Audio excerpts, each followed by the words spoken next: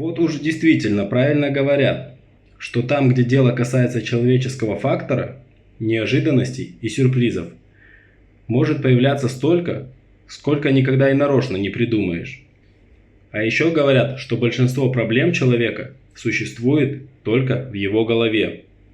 Но если он в них верит, то они могут материализоваться и стать уже вполне реальными. Я не сторонник навешивать ярлыки, тем более такие неприятные, как РСП, разведенка с прицепом. Но этот рассказ будет именно о такой мадам. Именно благодаря таким, как наша героиня, и родилось на свете такое понятие. Мы с парой моих друзей вполне себе взрослые мужики, не сказать, что часто употребляем и так далее. Но иногда бывает, вырываемся от рабочих дел и собираемся втроем поговорить о том о сём. Есть в нашей компании друг Василий. Чтобы долго не размусоливать, скажу, что дела с противоположным полом у него не то чтобы совсем не ладились, но у нас с Андрюхой они обстояли лучше и в количественном, и в качественном плане. И я не нахожу никаких особых объяснений этому, кроме как какие-то загоны в голове у Васи, которые и мешали ему в плане женщин, а конкретно в плане молодых женщин. Каждый раз, когда мы куда-то выбирались и, соответственно, знакомились там с кем-то, Василий всегда отстранялся от процесса, вел себя не то чтобы скованно, а как бы отказывающимся от происходящего. Однажды в бане, после нескольких рюмок, того, что в бане обычно употребляет, мы задали ему вопрос в лоб. «Вася, когда мы увидим около тебя какую-нибудь 20-летнюю блондинку? Ну или там брюнетку, если тебе так удобнее». Как мы с Андрюхой ожидали, услышали от Василия целую лекцию по поводу того, что сейчас у него нет таких условий, при которых можно было бы заводить себе молодую и красивую особу. Квартира, по мнению Василия, была слишком старой, а его зарплата слишком маленькой для того, чтобы брать телефоны студенток. Хочу сказать, что первое время мы с Андрюхой, конечно, смеялись над такой пагубной логикой взрослого мужика. Как оказалось потом, стало совсем не до смеха.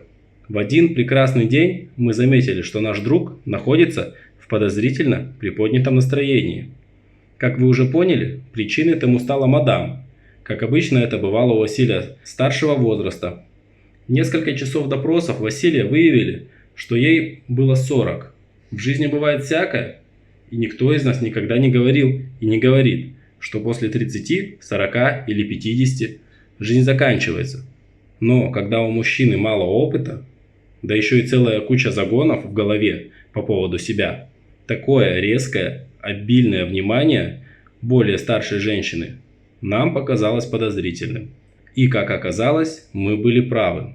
Наталья, новая избранница нашего Василия, оказалась вполне себе симпатичной женщиной, 40 лет. Как выяснилось, после еще более продолжительного допроса Василия у нее имелся и ребенок. Но то, что я скажу вам дальше, не лезло ни в какие ворота, а впоследствии и вовсе эти ворота сломало.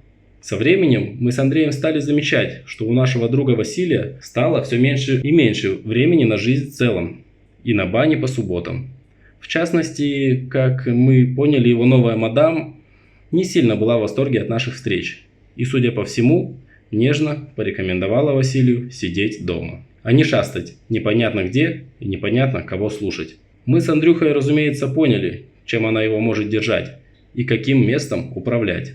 Ну, конечно, недолго погоревали, что потеряли друга, и стали общаться вдвоем, изредка вспоминая с полусмехом нашего пропавшего товарища, оценивающего причинное место больше, чем друзей.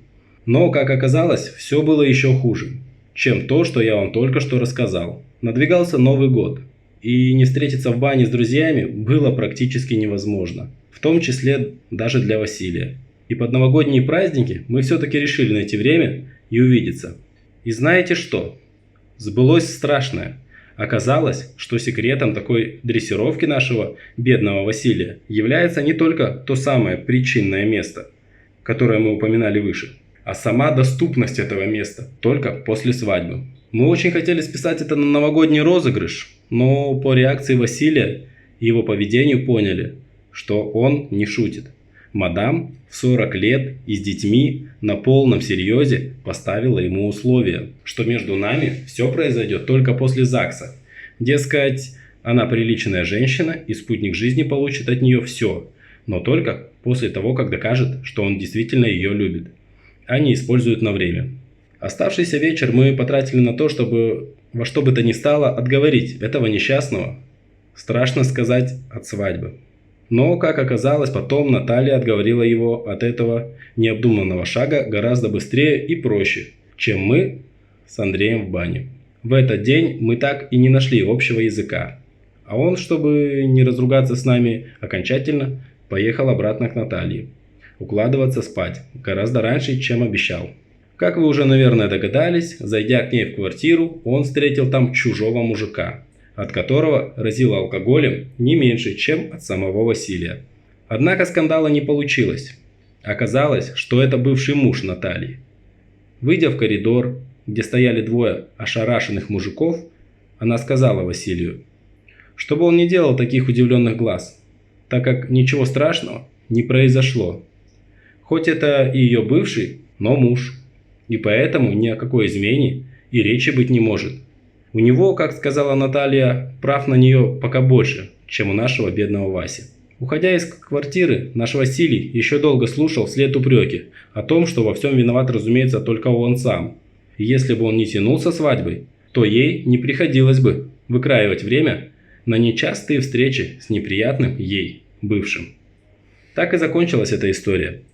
Василия теперь, к счастью, от студенток не оторвать. О простом семейном счастье, пусть даже и с чужими детьми, он теперь даже и слышать не может. Всем спасибо за просмотр. Если история понравилась, поставь лайк и подпишись на канал, чтобы не пропускать новые видео. Всем спасибо. Всем пока.